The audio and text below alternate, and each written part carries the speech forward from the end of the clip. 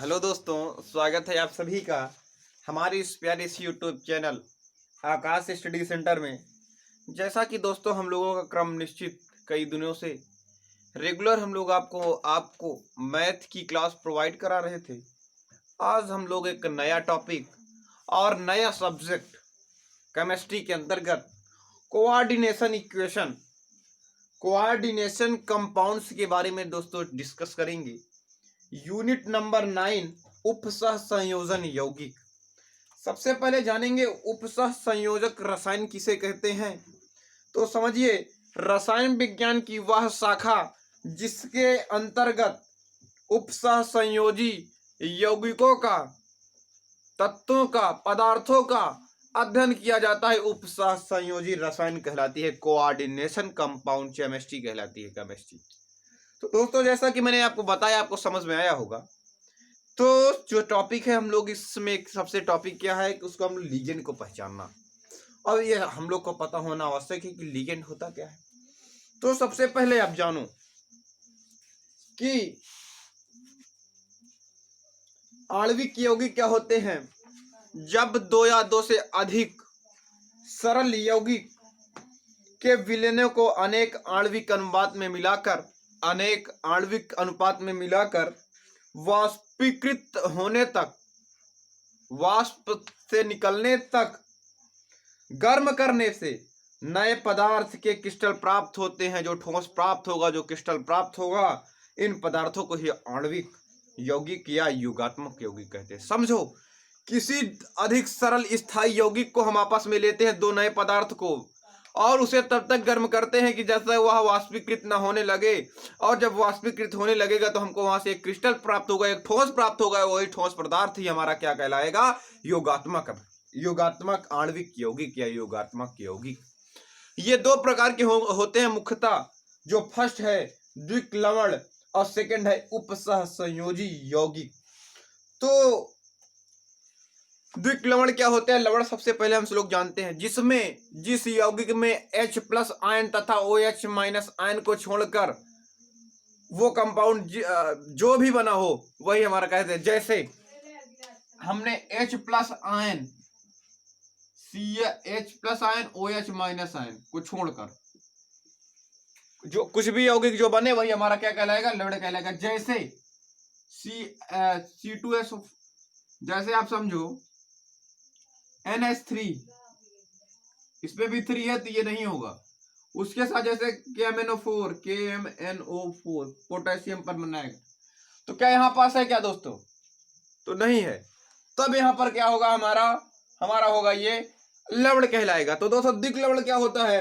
वे यौगिक, वे कंपाउंड्स जो अपनी पहचान किसी विलयन में अपनी पहचान खो देते हैं, या उसमें मिल जाते हैं, या उसके साथ अब क्रिया कर लेते हैं, वही हमारे क्या कहलाते हैं? सरल आयनों में विभक्त हो जाते हैं, द्विक लवण कहलाते हैं। कहने का मतलब फिर से समझो, द्विक लवण का means of English double salt. क्या होता है? जब ये वे यौगिक जो विलयन में आसानी से मिल जाए, उसके साथ हो जाए, वही हमारा द्विक लवण कहलाता है। और उसके बाद है अगला संकुल यौगिक या उपसह संयोजी यौगिक। वे आणविक यौगिक जो जल या किसी अन्य विलायक के में घोले जाने पर साधारण आयनों में विभक्त नहीं होते हैं, उपसह संयोजी। समझो, वे यौगिक जो किसी जल या किसी अन्य विलायक के साथ नहीं घुलते हैं, नहीं मिलते, उनके साथ उनका मिश्रण नहीं होता है। जैसे आप मान लीजिए प्लास्टिक क्योंकि जल में आप डालते हैं तो क्या उसमें घुलेगा? क्या नहीं घुलेगा। तो वो कैसा है? उपसह संयोजी। हटा लो बात। तो और जैसे आपको इससे पहले बताया आणविक यौगिक में जैसे आप ले लो फिटकरी K2SO4 है, Al2SO4, 24H2O। तो K2 जो है ये प्लस में, K2SO4 माइनस में, K2SO4 Al2SO4, Al2 माइनस में होगा, फिर SO4 प्लस में होगा, ऐसे वो विभक्त हो जाएगा, H+ आयन OH-। तो वे हमारा क्या कहलाएगा? आणविक यौगिक। अब ये समझते हैं हम लोग संकुल आयन किसे कहते हैं। तो उपसह संयोजी यौगिक का वह भाग जिसमें केंद्रीय धातु परमाणु होते हैं जिन पर परमाणु या परमाणु समूह या अणु या आयन उपसहसंयोजिक बंध से जुड़े होते हैं, वही हमारे क्या कहते हैं, संकुल आयन कहलाते हैं। संकुल आयन में समझो अणु अणु परमाणु आयन, अणु परमाणु आयन जिस उपसहसंयोजी यौगिक के द्वारा जुड़े होते हैं, उसके पास जुड़े होते हैं दोस्तों, वही हमारा कहलाता है संकुल आयन। संकुल आयन दोस्तों तीन प्रकार के होते हैं। कौन कौन से? धनात्मक, ऋणात्मक, उदासीन। जिसमें समझो धनात्मक, ऋणात्मक और उदासीन। और जो हम लोग को पढ़ना इसमें दोस्तों केंद्रीय आयन, धनायन अथवा परमाणु जो एक या एक से अधिक उदासीन अणुओं को ऋणायनों से जुड़ा होता है, इसे हम केंद्रीय आयन। जैसे एक प्लस आयन OH आयन से माइनस आयन से ये जुड़ा हुआ है, यही हमारा क्या कहलाएगा, केंद्रित आयन।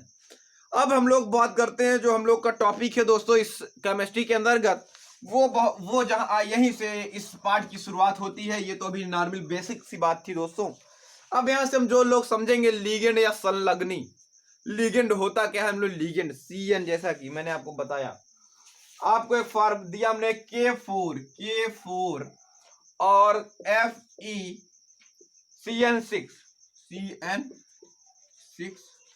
तो दोस्तों इसको हम इसमें जैसे आपको दे दिया जाएगा एग्जाम में कि आप इसमें लिगेंड का नाम लिखो, तो सबसे पहले आपको लिगेंड पहचानना आना चाहिए। लिगेंड क्या होता है इसके बारे में जानेंगे हम लोग। तो लिगेंड क्या होता है समझो, लिगेंड क्या होता है समझो दोस्तों। यदि अगर लिगेंड के तो उपसहसंयोजी यौगिकों में केंद्रीय धातु परमाणु सीधा जुड़ा होता है, वह आयन समूह इलेक्ट्रॉन युग्म द्वारा इलेक्ट्रॉन, समझो जो उपसहसंयोजी यौगिक द्वारा जुड़े होते हैं और उपसहसंयोजी यौगिक द्वारा जुड़े होते हैं और उसमें जो एक्स्ट्रा इलेक्ट्रॉन होते हैं वो उनके युग्म को दे देता है दूसरे आयन को, यही हमारा क्या कहलाता है, वो कहलाता है अपर लिगेंड। समझ में आया? उपसहसंयोजिक से उपसहसंयोजिक बंध से जुड़े यौगिक जो किसी दूसरे अणु या परमाणु को अपना एक इलेक्ट्रॉन युग्म या एक से अधिक इलेक्ट्रॉन युग्म दे देता है, तो वही हमारा कहलाता है लिगेंड। जैसे समझो दोस्तों कि आप सपोज करो कि आपको हमने बताया एक जैसा कि दिया K4FeCN6, आपको इसमें लिगेंड पहचानना है। तो लिगेंड कैसे पहचानेंगे समझो इस बात को। सबसे पहले तो दोस्तों क्या करना है, ये जो K4 है ब्रैकेट के बाहर, ये है आपका आयन। क्या है दोस्तों? आयन। और सुनो Fe हमारा क्या है? Fe हमारा है धातु या केंद्रीय परमाणु, केंद्रीय धातु,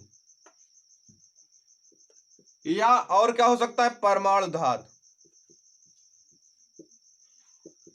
और ये जो हमारा CN6 है पूरा दोस्तों, ये हमारा क्या है, CN6 लिगेंड है दोस्तों, लिगेंड। लेकिन ये क्या किया कि जो जुड़ के उपसहसंयोजी बंध से बना था, इसने अपना इलेक्ट्रॉन को दिया, डोनेट किया, खर्च किया, तो यही हमारा कहलाएगा लिगेंड। और सुनो ये क्या है, उपसहसंयोजन संख्या, उपसहसंयोजन संख्या। और इस पूरे को ब्रैकेट के अंदर वालों को क्या बोलेंगे, संकुल। ब्रैकेट के अंदर के पूरे भाग को क्या बोलेंगे, संकुल। तो दोस्तों आप आज इस वीडियो में क्या समझा कि आयन किसे कहते हैं, धातु या केंद्रीय परमाणु या परमाणु धातु या अणु धातु केंद्रीय परमाणु किसे कहते हैं, और CN6 में लिगेंड क्या है, हमारा CN6 होता है जो ब्रैकेट के अंदर होता है। CN6 क्या होता है, उपसहसंयोजी यौगिक से जुड़े वो जो अपने इलेक्ट्रॉन को युग्म को दे देता है, किसी दूसरे को डोनेट कर देता है, तो वही हमारा लिगेंड कहलाता है। आपने तो लिगेंड समझा दोस्तों। तो अगले वीडियो में दोस्तों हम लोग इसका नाम, लिगेंड का नाम कैसे पहचानेंगे, कैसे सीखेंगे, कैसे बनाएंगे, तो अगले वीडियो में मैं आपको बताऊंगा। तब तक बने रहिए हमारे इस प्यारे से यूट्यूब चैनल आकाश स्टडी सेंटर में। तो दोस्तों आज के लिए इतना ही, मिलते हैं नेक्स्ट वीडियो में, तब तक के लिए जय हिंद जय भारत।